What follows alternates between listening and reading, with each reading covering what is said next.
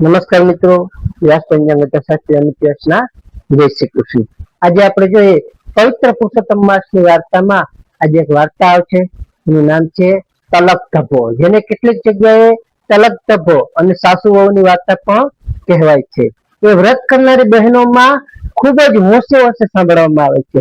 આ વાર્તા આપણને એવો બોધ આપે છે કે વ્રત નિયમમાં પવિત્રતા, સંતોષ અને શ્રદ્ધા હોવી જોઈએ. ત્યારે લોભ અને કપટ કરનાર વ્યક્તિને અંતે છેલ્લે પસ્તાવું જ પડે છે. ત્યારે આપણે અહીં તલક ધબ્બોની વાર્તા સવિસ્તર પૂર્વક આપણે જોઈએ તો કે પ્રથમ એક નાનું એવું ગામ હતું. એ ગામમાં એક સાસુમાં અને તેની વહુ રહેતા હતા. સાસુમાં ખૂબ જ ભોળા, સંતોષી અને ભગવાન પુરુષોત્તમના એવા પરમ ભક્ત હતા. પરંતુ વહુ હતી તે સ્વભાવે થોડી લોભી, ચતુર અને દેખાડો કરનારી હતી. ત્યારે પુરુષોત્તમ માસ આવે જ્યારે પુરુષોત્તમ માસ આવ્યો ત્યારે સાસુમાએ આખો મહિનો વ્રત નિયમ રાખવાનું નક્કી કર્યું. સાસુમાં તો રોજ સવારે વહેલા ઉઠી નદીએ જઈ સ્નાન કરતા અને ભગવાન પુરુષોત્તમનું પૂજન કરતા. સાસુમાં રોજ પૂજા કરતી વખતે ખૂબ જ પવિત્ર ભાવથી ભગવાન પુરુષોત્તમનું પૂજન કરી અને તે ભગવાનની મૂર્તિ સામે તલ અને તલના દાણા અર્પણ કરતા હતા અને ભક્તિ ભાવથી તે બોલતા કે તલક તપો પ્રભુ મારા ભવના ફેરા હરો, કે તલક તપો પ્રભુ મારા ભવના ફેરા હરો. વહુ ને સાસુમાની આ સાદી ભક્તિ એ ગમતી નથી. તે વિચારતી કે આ ડોસી રોજ તલ બગાડે અને નકામી ભક્તિ કરે છે. વહુએ દેખાદેખીમાં વ્રત તો શરૂ કર્યું પણ તેના મનમાં શ્રદ્ધા નહોતી, માત્ર ધન કમાવાનો જ લોભ હતો. તે વિચારતી હતી કે જો હું મોટું વ્રત કરીશ તો ભગવાન મને ઘણું બધું એવું સોનું અને બધું આપશે. વહુ રોજ પૂજામાં કિંમતી વસ્તુઓ ચડાવવાનો ઢોંગ કરતી હતી પણ તેનું મન ક્યાંય સ્થિર નહોતું. ત્યારે વહુનું કપટ આપણે જોઈએ કે પુરુષોત્તમ મહિનો પૂરો થવા આવ્યો. અમાસના દિવસે વ્રતનું ઉજવણું હતું. સાસુમાએ પોતાના ગજા પ્રમાણે ભગવાનને લાડુનો ભોગ ધર્યો અને આખા મહિનામાં ચડાવેલા પેલા પૂજામાં તલ બધા એક નાના વાસણમાં તેણે એકઠા કર્યા.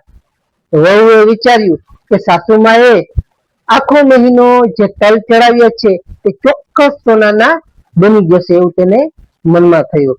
લોભમાં આવીને વહુએ સાસુમાના પૂજામાં જે તલનું હતું એ વાસણ છાનુમાનું ચોરી લીધું અને પોતાના ઓરડામાં એટલે કે રૂમમાં ત્યાં છુપાવી દીધું. તેના બદલે સાસુમાના વાસણમાં કચરો અને ધૂળ તેમની ભરી દીધા. વહુ મનોમન રાજી થતી હતી અને હવે બધું પુણ્ય અને સોનું મને જ મળી જશે એવું તેણે મનમાં વિચાર્યું. ત્યારે ભગવાન પુરુષોત્તમનો આપણે ન્યાય જોઈએ કે ભગવાન પુરુષોત્તમ રાય તો અંતર્યામી છે. તે લોભી વહુના કપટને તે જાણી ગયા હતા. તે જ રાત્રે પ્રભુના ભાવનું ફળ આપવા ત્યાં પધાર્યા. સવારે જ્યારે સાસુમાં જાગ્યા અને તેમણે પોતાની પૂજાનું વાસણ જોયું તો વહુએ જે કચરો અને ધૂળ ભર્યા હતા તે ભગવાન પુરુષોત્તમની કૃપાથી સાક્ષાત ચમકતા એવા હીરા, મોતી અને સોનાની મહોરો બની ગઈ હતી. સાસુમાનો ભોળો ભાવ અને તલક ધબ્બાનો જપ ફળી ગયો. સાસુમાનું આખું ઘર દિવ્ય એવા વૈભવથી છલકાઈ ગયું.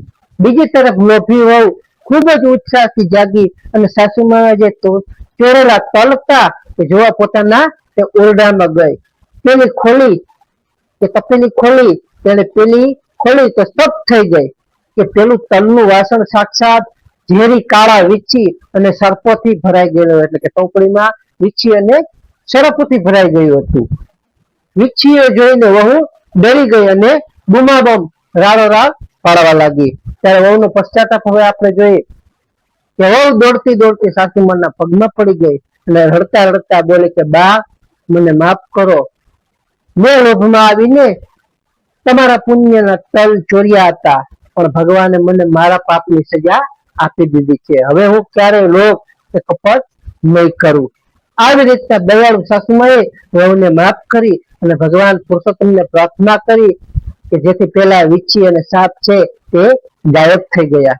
વહુની આંખો ઉઘડી ગઈ અને તે પણ સાસુમાની જેમ સાચા હૃદયથી પ્રભુની સાચી એવી ભક્ત બની ગઈ. હવે આપણે વાર્તાનું મહાત્મામાં જોઈએ કે એ પુરુષોત્તમ ભગવાન કે જેવા ભગવાન પુરુષોત્તમ ઘોડા સાસુના તલક તપોના તપથી પ્રસન્ન થયા, તેમની શ્રદ્ધાની લાજ રાખી અને કચરાનું સોનું કર્યું. એવા વાર્તા સાંભળનાર, વાંચનાર અને લોભ વગર વ્રત કરનાર સૌ ભક્તોને ફળજો. વહુ જેવો લોભ અને કપટ જોઈને કોઈને ના આપતા, સાસુમાં જેવો પવિત્ર ભાવ સૌ કોઈને આપજો. જય પુરુષોત્તમ રાય.